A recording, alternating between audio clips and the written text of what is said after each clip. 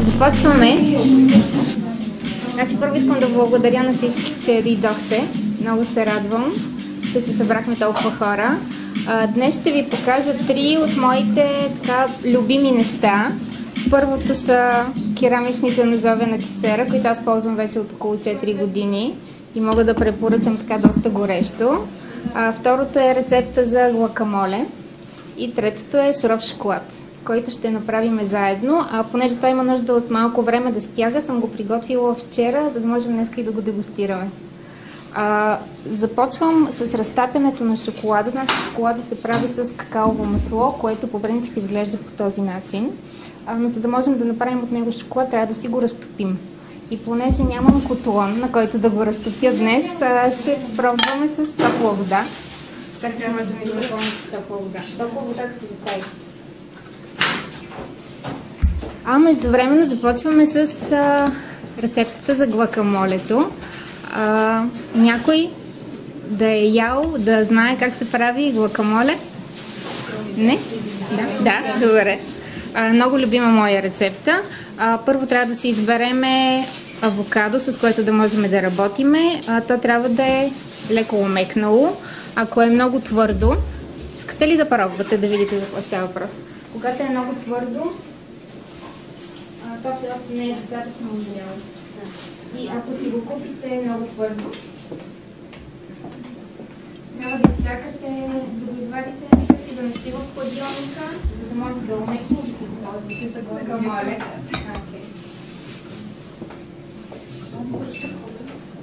Умечнало.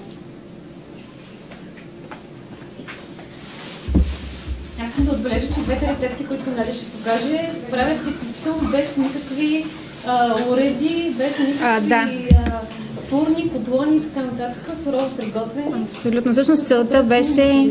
Да, точно така. Значи обикновено в суровата кухня много често се използват блендер, кухненски роботи и разни такива допълнителни устройства, които днес решихме да не използваме, в смисъл за да може да покажем рецепти, които всеки може да си направи вкъщи, без да има някакви необходими допълнителни уреди. Значи първо изрязвам авокадото. Това нещо искам да го махна. След което, когато ползваме керамичен нож, трябва да се борави така доста внимателно с него, защото е лесно чуплив. В смисъл, това все пак си е керамика. Авокадото по средата има една доста голяма ядка, ще я нарека. Така че много внимателно разрязваме, така че да обиколим около нея. Ето. И отваряме. Сега. Аз имам няколко много любими начина за изваждане на въпросното авокадо, като му оставиме кората. Разрязваме го. Когато работим с керамичен нож, обаче внимаваме да не разрежем и кората, което се случва често, просто защото е много остър. И след което изтискваме. Ето. Това е най-лесният начин, без да се цапваме много. Другия много лесен начин е просто да се изтърга с лъжица. За махане на ядката също има един друг много хубав трик, който никога не бива да правите обаче с керамичен нож. Забива се ножа, ето тази част на ножа се забива в ядката и след което, махайки ножа, тя излиза сама. В момента няма как да ви го покажа обаче, така че просто ще извада ядката, пак с леко стискане, когато е достатъчно зряло авокадото, се излиза. Оставяме го там. Значи по принцип има два вида рецепти за гуакамоле. В единия случай работиме с намачкано авокадо, както ще направя аз сега. В другия случай го оставям ето така на малко по-едри парченца. Може да си пробвате вкъщи, идва тази варианта, за да видите кой ще ви хареса повече. По принцип аз предпочитам варианта с намачканото авокадо. С една вилица взимаме и намачкваме. По принцип хората, които имат кухненски робот или блендер, най-лесното нещо, което правят, което аз правя вкъщи обикновено, абсолютно всичко от това, което сега ще направим, се пъха в блендера, включва се за 1 минута и гуакамолето е готово. Но днеска целта е да не работиме с блендер.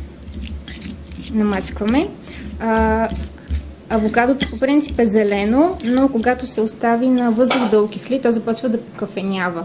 Значи, за да избегнем покафеняването, защото все пак искаме да го сервираме и то да изглежда добре, използваме лайм или лимон. Значи, абсолютно същия трик можем да го направим и с, примерно, ябълките също покафеняват, като се оставят на въздух. Ако изтискаме малко лимон и ги оваляме добре в лимона, ябълките също не покафеняват. Морковите също? Да. И също така и авокадото. По принцип, целта на гуакамолето, което ще направим в момента, е да използва изключително и само прясни продукти. Т.е. в момента използваме лимона и като вкусител, вместо да слагаме оцет. Като подправки ще използваме прясни подправки. И така, смисъл всичко трябва да е натурално и максимално сурово. Объркваме хубаво.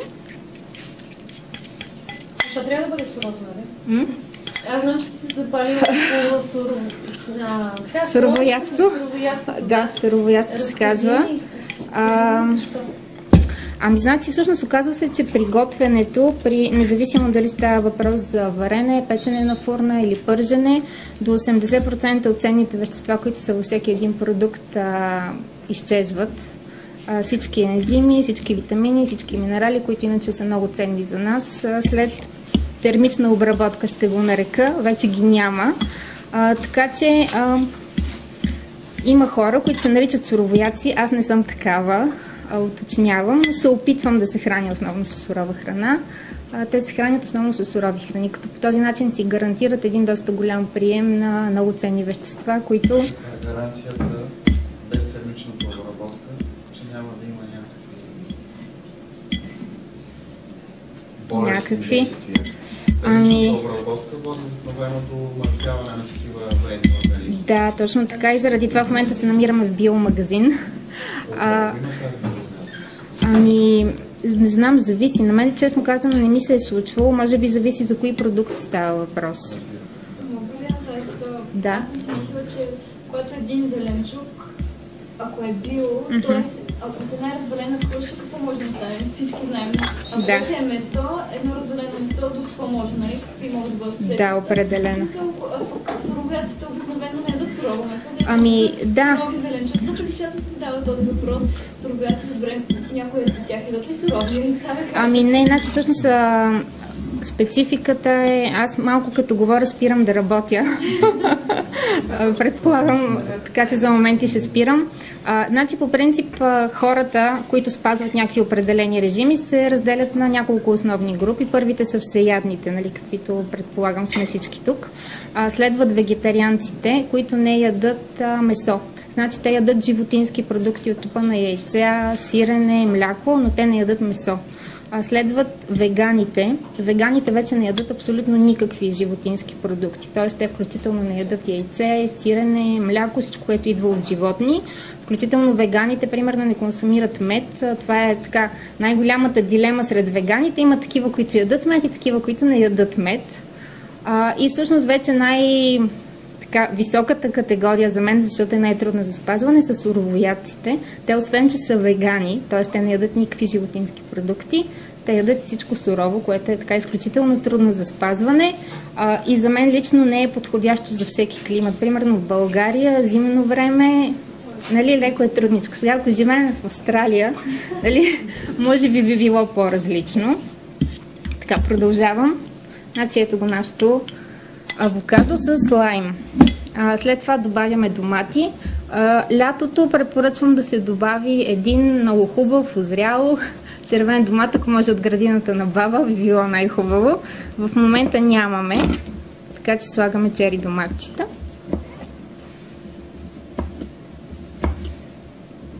Значи, можете да си ги нарежете по-надребно, по-наедро, кой както предпочита. Аз ги обичам по-надребничко. Имаме ли тук професионален готвач? Случайно да попитам. Той път не. Добре. Окей. И заради рязането ли? Да.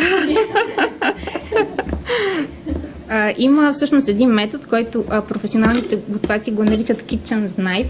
Значи това е това цък използване на ножа, за което говориме. Аз не го владея, въпреки че знам технологично как се прави, но с чери доматчетата, общо взето, при тях спецификата е, че те всъщност не вдигат ножа от дъската, значи те правят така. И всъщност пръстите би трябвало да стоят ето по тази форма и ножа да се плъзга по ето по тази част. Тук не го владея, гледала съм го само.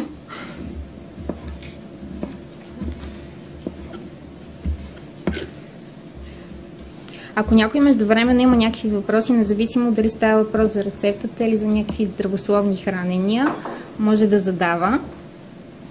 Как дефинираме понятието биопродукт? Така, добре, много хубав въпрос. Ели, която е собственичката на магазина, предполагам, че ще се справи по-добре с отговора. В какъв смисъл как да го третирате? Как да разпознавате? Как да го дефинираме? Точно така. Какво се разбира под биопродукт? Това са продукти, които са изработени от различни съставки, отгледани, нали, това са растения и дори животни, отгледани без никакви допълнителни химикали, без пестициди, без да е наторявано с изкуствени торове растението. При самата обработка, защото ние не винаги говорим за плодове или зеленчуци, които се консумират директно, може да говорим за сокове, дори за някакви консервирани храни. При самата обработка на тия храни не са използвани консерванти, подобрители, отцветители. Нали, да, също така, да, самите семена, от които, самите семена, от които се развиват тези култури, са биологично чисти, т.е. не са генно модифицирани култури. А каква е гаранцията, че няма други странични влияния, като например замърсена вода в някаква област? Която би следвало да произвежда. Това е също едно от условията, да е далече от промишлен район или от замърсена област. А доколкото знам и от други култури трябва да е на сериозно разстояние. На определено разстояние, да. Сега, разбира се, че не е херметичен как. Защото за мен това е малко абстрактно понятие. Общо взето се намираме в държава, в която абсолютно всичко, което трябва да отговаря на стандарт, не отговаря. Независимо какво е. И поради тази причина аз издам логичния въпрос, нали, продукт, който е произведен в България, в какви условия точно трябва да е произведен поради навързаността на всичките тези технологични процеси. Почва, семе, вода и така нататък. Всичко това. Значи, от тази гледна точка, знаете, ние много по-често се доверяваме на производители, които дори не са сертифицирани био, но ги познаваме, отишли сме, проверили сме как произвеждат нещата, как работят и в голяма степен се разчита вече на съвестта на самия производител.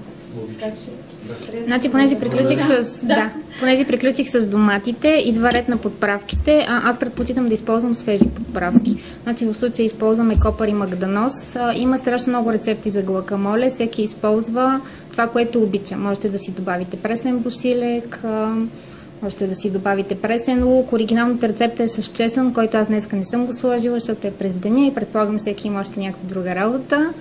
Но общо взето гуакамолето е въпрос на интерпретация, така че може да си добавяте в него каквото си пожелаете. Аз в момента правя базовата рецепта, т.е. един вид основата. От тук нататък вече всеки може да си прави с нея каквото си пожелае. Значи нарязваме магданоза. Хубаво е също така да се нарежат на много дребничко, за да може да се умеси всичко много добре.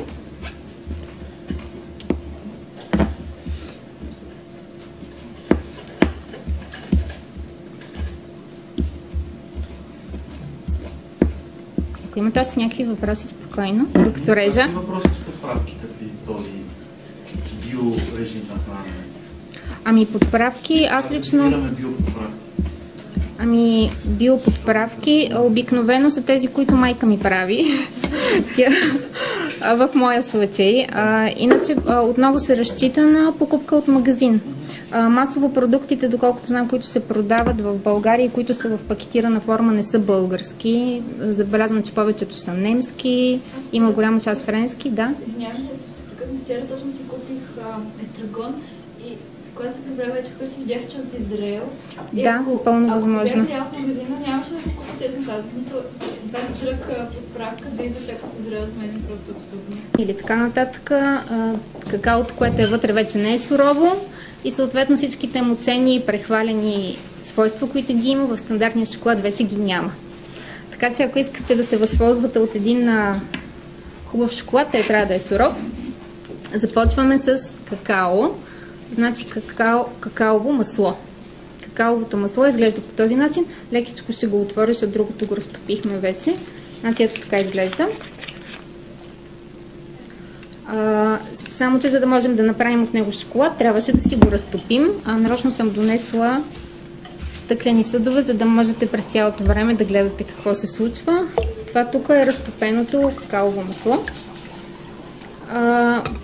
По принцип, начините за разтопяване, когато си правите шоколада вкъщи, най-лесният начин е да го разтопите на котлона.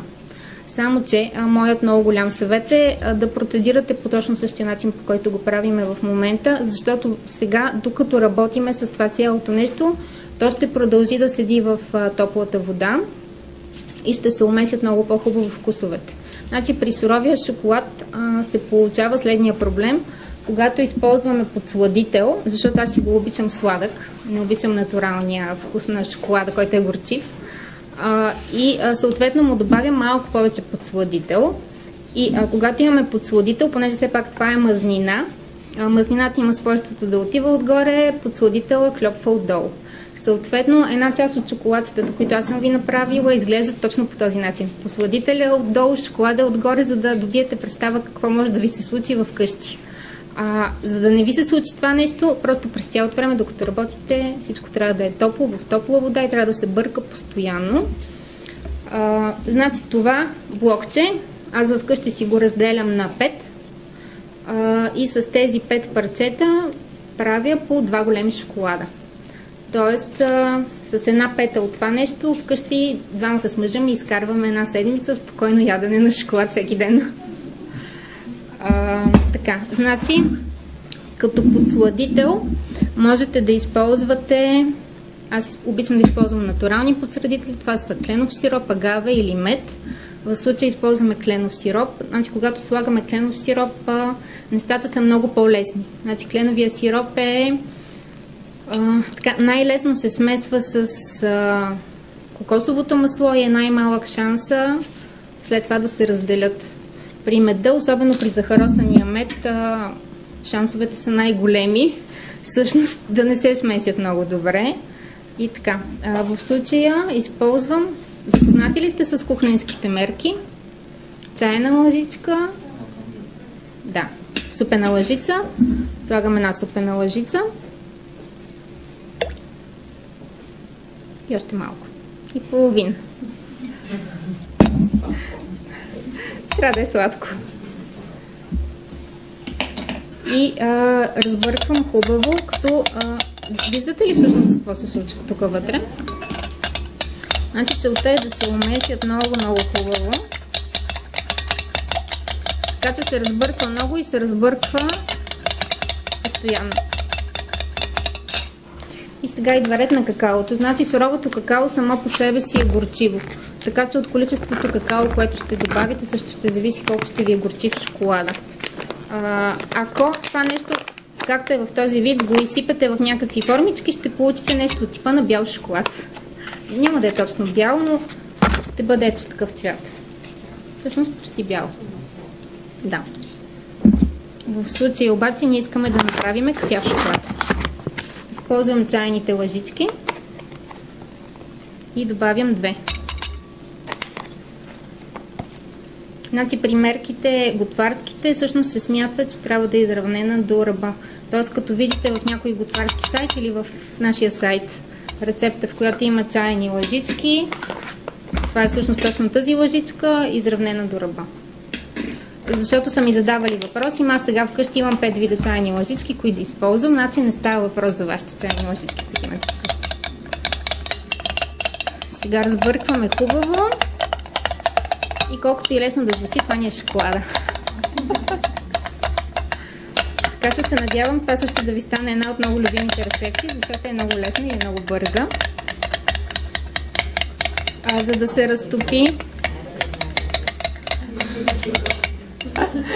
да се разтопи, хубаво какаовото масло в водата, има нужда от около 10-20 минути. Ако го правите на котлона, се разтопява в рамките на 2-3 минути. Не. Просто сега се опитвам да го смеся, така че да стане една хубава хомогенна смес. Мисля, че се получи. Минавам да ви я покажа.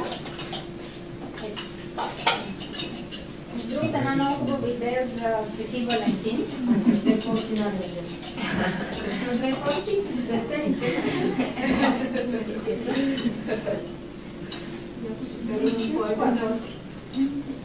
Какъв вкус имат?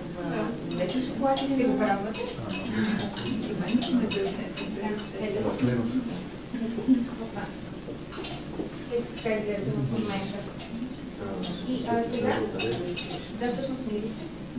Нещата както трябва. Аз в момента ще използвам такива хартиени чашки. Купила съм си ги от Jumbo, мисля, че струва 2 лева, ако някой се интересува. По принцип обаче препоръчвам, има ни такива силиконови форми, които обикновено са за приготвяне на разни неща в фурната, обаче шоколада става страхотен точно в тях. Защото в момента тази смес тук е топла и като я добавяме в хартия, малко се получава... Да. Така, значи започвам. Сега, понеже моята цел е да направя шоколад, който да има вътре в себе си нещо. Значи, ако искате да си направите чист шоколад, това е рецептата, приключваме до тук, пълните си чашките, имат нужда от 2 часа в хладилника, вадите и ядете. А от стъклени може ли нормално? От стъклените как ще ги извадиш? После как ще го ядеш там? Не. Значи, по принцип, когато правя шоколад в къщи, използвам една ето такава чиния. Слагам тук от това прозрачното фолио. И да, и всъщност тази смес просто я изливам, така отгоре пъхам в хладилника и след това си го режа на шоколадчета, на купчета. Така че това също е най-лесният начин за вкъщи. Сега, понеже искам да направя шоколад, който в центъра си да има нещо, знаете, че едни от най-вкусните шоколади вътре имат нещо, не са чисти, така че ще направим това. За целта шоколада се прави на 2 етапа. Значи първият етап ще бъде да си направим дъно. За да можем да поставим нещо върху въпросното дъно, то трябва да е стегнало. И сега правим така. Сипваме тук в тези чашки по една лъжичка, колкото да направим дъно. Дъното, понеже е много тънко и е много малко, има нужда от около 20 минути да стегне в хладилника.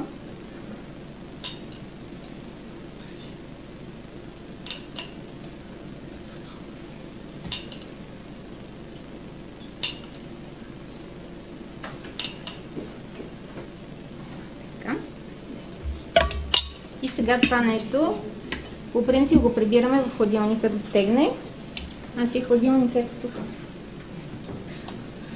Ето така. И сега ви показвам как трябва да изглежда. Това беше бързо стягане. Значи го стегнал.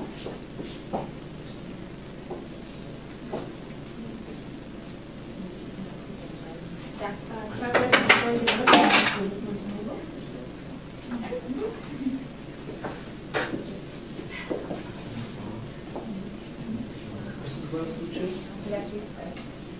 Значи, по принцип, аз съм направила вкъщи 3 вида, които сега ще пробвате.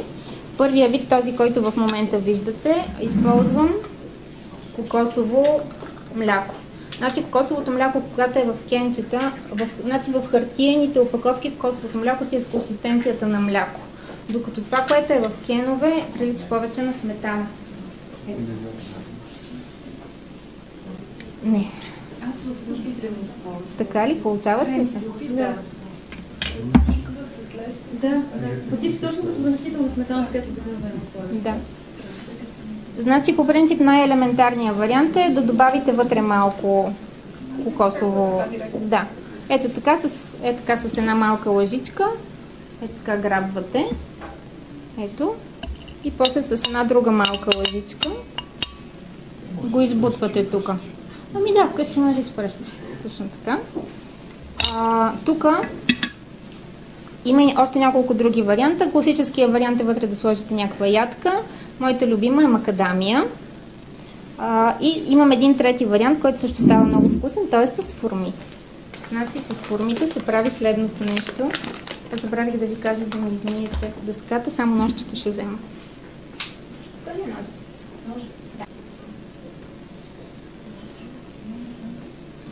Значи, понеже самия шоколад сам по себе си е твърд и когато му добавим вътре нещо, се получава това разтапяне на вкусовете в устата, което е много характерно за класическия шоколад, който сме свикнали. Затова се обичам да му добавим някакви неща вътре. В случая формата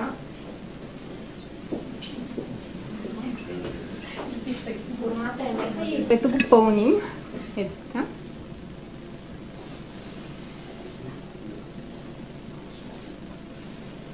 И го слагаме ето тук.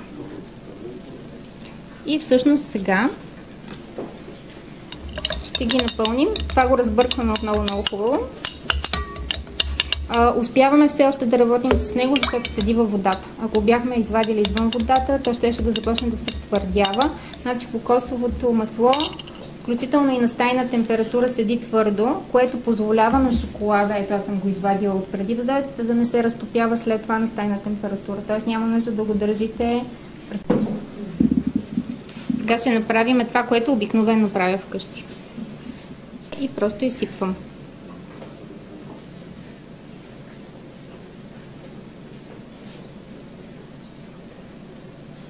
Значи, както виждате, с това малко количество, с което работех, успях да напълня 2 вида формички и пак ми остана за един цял шоколад. Така че, въпреки че е скъпичко това нещо, наистина може да правите много шоколад от него. И сега това влиза в хладилника. В кой хладилник влиза? И сега, ако може да ни донесете от другия хладилник, готовия. Сега дойде момента на истината.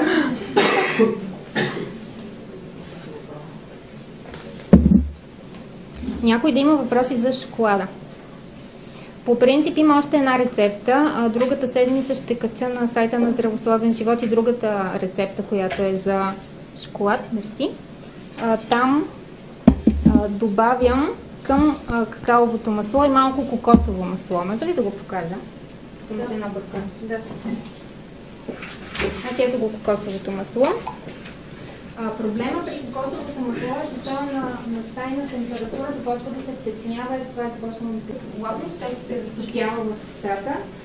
Точно заради самото кокосово масло, бъркам ги двете, защото то самото се разтопява и самият шоколад просто е, може би с една идея, не знам как да го кажа, по-пухкав може би. Не, просто е наистина по-лесно се разтопява. По-нежен, да, по-нежен. Всъщност така, да. Всъщност, да, по-нежен. Сега, значи това тук вътре. Сега, ако искаме да сме перфекционисти, ще направим още един слой отгоре, за да го скриеме. Аз, честно казвам, не съм го направила, но се надявам да са вкусни и така. Да. Внимавайте, като взимате, защото може все пак на дъното да има много малко останало от сладката.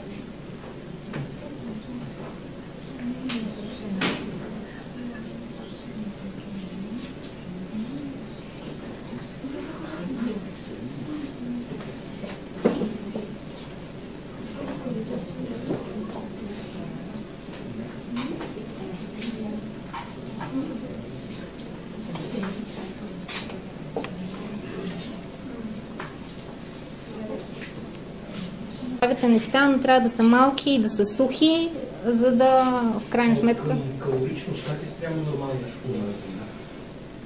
Ами калоричен си е, този шоколад все пак... Това са калории, които... Да, значи по отношение на калории са сурови неща, които ние знаем какво сме сложили вътре с тях, като сме ги приготвили. Дори и те да са много калорични, организма ни успява да ги усвои на 100%, да ги разгради на 100% и това, което той е решил, да си го изхвърли. Тоест, когато се... Да се консистенцията. Може, но когато добавяте някакви допълнителни неща, пробите по-малко, не повече от една чайна лъжичка. Не се обърнат много. Още Ето, между другото, докато си говорихме, това започна да стяга, но още не е стегнало напълно.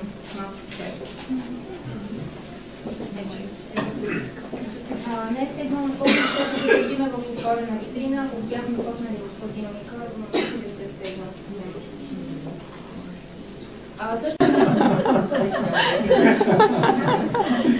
Изключително лесно се прави, наистина.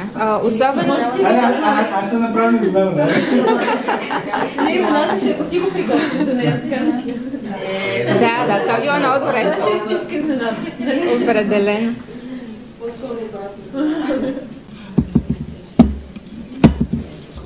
Сега обаче не знам как да го пробвате без да се изцапате. Няма да се...